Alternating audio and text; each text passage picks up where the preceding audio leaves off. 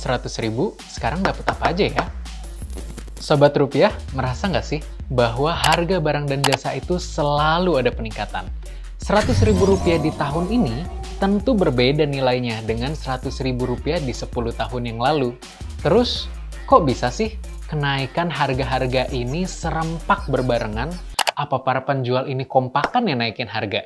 Tenang, yuk kita bahas satu persatu. Sobat, kenaikan harga tadi itu dikarenakan inflasi. Apa sih inflasi itu?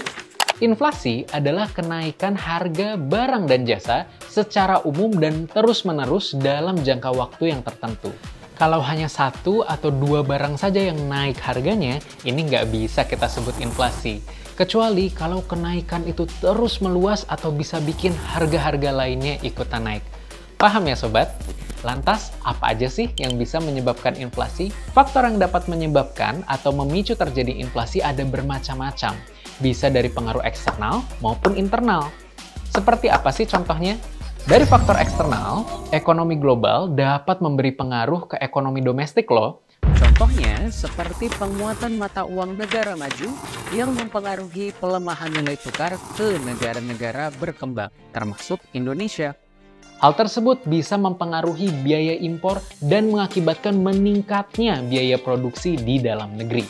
Sedangkan dari faktor internal, inflasi dapat dipengaruhi oleh permintaan yang meningkat akibat kondisi perekonomian dalam negeri. Selain itu, kenaikan harga yang ditetapkan oleh pemerintah juga bisa loh menjadi salah satu pemicunya.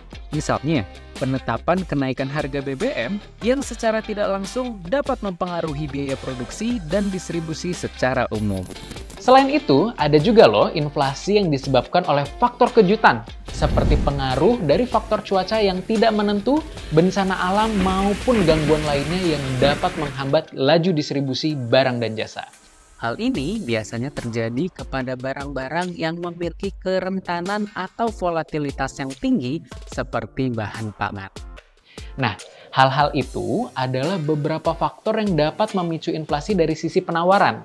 Sementara itu dari sisi permintaan, faktor-faktornya disebabkan oleh tekanan atau meningkatnya permintaan barang dan jasa. Contohnya sering kita temui saat momen-momen hari besar keagamaan dan libur nasional, Idul Fitri, Natal, maupun Tahun Baru. Bayangkan sobat, ketika di satu waktu ada jumlah permintaan yang besar, masyarakat berbondong-bondong belanja untuk perayaan hari raya, sementara ketersediaan atau penawaran barang yang ada di pasaran terbatas. Tentu hal ini akan menyebabkan kenaikan harga atau inflasi.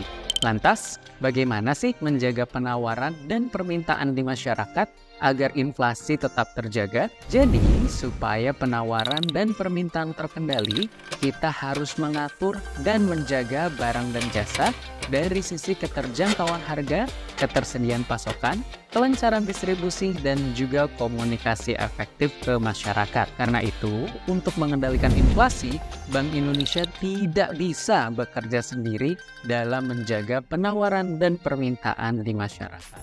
Untuk mengendalikan inflasi itu dibutuhkan kerjasama dari berbagai pihak, mulai dari Bank Indonesia, pemerintah dan lembaga, hingga peran serta masyarakat. Dalam kata lain, kita. Salah satu upaya kerjasama tersebut melalui Program Gerakan Nasional Pengendalian Inflasi Pangan atau GNPIP di berbagai daerah yang memiliki berbagai program untuk mendukung ketahanan pangan nasional dan terjaganya daya beli masyarakat.